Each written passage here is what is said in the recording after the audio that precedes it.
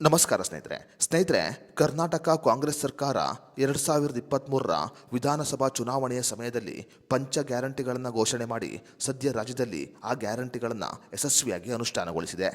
ಇನ್ನು ಕಾಂಗ್ರೆಸ್ ಸರ್ಕಾರದ ಗ್ಯಾರಂಟಿಯಂತೆ ಶಕ್ತಿ ಯೋಜನೆ ಅಡಿಯಲ್ಲಿ ಮಹಿಳೆಯರು ಉಚಿತವಾಗಿ ಬಸ್ ಪ್ರಯಾಣವನ್ನು ಮಾಡುತ್ತಿದ್ದಾರೆ. ಕಾಂಗ್ರೆಸ್ ಸರ್ಕಾರ ಕೇವಲ ಮಹಿಳೆಯರ ಓಟುಗಳಿಂದ ಗೆದ್ದಿಲ್ಲ, ಪುರುಷರು ಕೂಡ ಕಾಂಗ್ರೆಸ್ ಸರ್ಕಾರಕ್ಕೆ ಓಟುಗಳನ್ನು ಹಾಕಿದ್ದಾರೆ. ಈ ಕಾರಣಗಳಿಂದ ಮಹಿಳೆಯರ ಹಾಗೆ ಪುರುಷರಿಗೂ ಕೂಡ ಬಸ್ಸುಗಳಲ್ಲಿ ಉಚಿತ ಪ್ರಯಾಣಕ್ಕೆ ಅವಕಾಶವನ್ನು ಕೊಡಬೇಕು ಅಂತ ಸಾಕಷ್ಟು ಪುರುಷರು ಬೇಡಿಕೆಯನ್ನು ಇಟ್ಟಿದ್ದಾರೆ.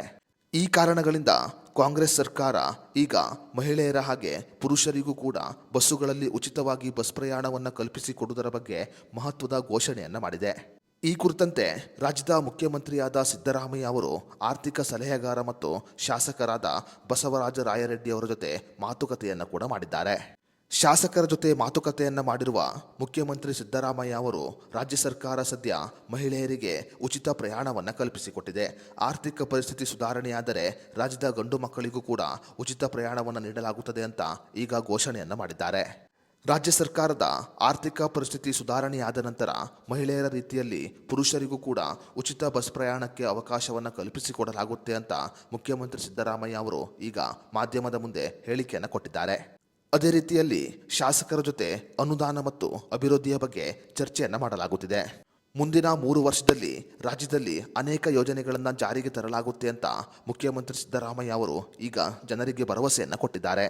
ಅದೇ ರೀತಿಯಲ್ಲಿ ಮಾಧ್ಯಮದ ಮುಂದೆ ಮಾತನಾಡಿದ ಶಾಸಕರಾದ ಬಸವರಾಜ ರಾಯರೆಡ್ಡಿ ಅವರು, ನಮ್ಮ ಸರ್ಕಾರ ಇನ್ನು 3 ವರ್ಷ ಅಧಿಕಾರದಲ್ಲಿ ಇರಲಿದ್ದು ಸಿದ್ದರಾಮಯ್ಯ ಅವರೇ ಮುಖ್ಯಮಂತ್ರಿಯಾಗಿ ಮುಂದುವರಿಯಲಿದ್ದಾರೆ ಅಂತ ಹೇಳಿದ್ದಾರೆ. ಅಷ್ಟೇ ಮಾತ್ರವಲ್ಲದೆ ಅಭಿವೃದ್ಧಿ ಕೆಲಸಗಳಿಗೆ ಸರ್ಕಾರದಲ್ಲಿ ಹಣದ ಕೊರತೆ ಇಲ್ಲ, ಗ್ಯಾರಂಟಿ ಯೋಜನೆಗಳನ್ನು ಯಾವುದೇ ಕಾರಣಕ್ಕೂ ನಿಲ್ಲಿಸುವುದಿಲ್ಲ ಅಂತ ಜನರಿಗೆ ಭರವಸೆಯನ್ನು ಕೊಟ್ಟಿದ್ದಾರೆ. ರಾಜ್ಯ ಸರ್ಕಾರದ ಆರ್ಥಿಕ ಪರಿಸ್ಥಿತಿ ಸ್ವಲ್ಪ ಸುಧಾರಣೆಗೆ ಬಂದ ನಂತರ ರಾಜ್ಯದಲ್ಲಿ ಮಹಿಳೆಯರ ಹಾಗೆ ಪುರುಷರಿಗೂ ಕೂಡ ಬಸ್ಸುಗಳಲ್ಲಿ ಉಚಿತ ಪ್ರಯಾಣಕ್ಕೆ ಅವಕಾಶವನ್ನು ಕಲ್ಪಿಸಿಕೊಡಲಾಗುತ್ತೆ ಅಂತ ಶಾಸಕರಾದ ಬಸವರಾಜ ರಾಯರೆಡ್ಡಿ ಅವರು ಈಗ ಮಾಧ್ಯಮದ ಮುಂದೆ ಹೇಳಿಕೆಯನ್ನು ಕೊಟ್ಟಿದ್ದಾರೆ. ಸ್ನೇಹಿತರೆ, ನಿಮಗೂ ಕೂಡ ಬಸ್ಸುಗಳಲ್ಲಿ ಉಚಿತ ಪ್ರಯಾಣ ಬೇಕಾ ಬೇಡವಾ ಅನ್ನೋದರ ಬಗ್ಗೆ ನಿಮ್ಮ ಅನಿಸಿಕೆ ಅಭಿಪ್ರಾಯವನ್ನು ನಮಗೆ ಕಮೆಂಟ್ ಬಾಕ್ಸ್ನಲ್ಲಿ ತಿಳಿಸಿ.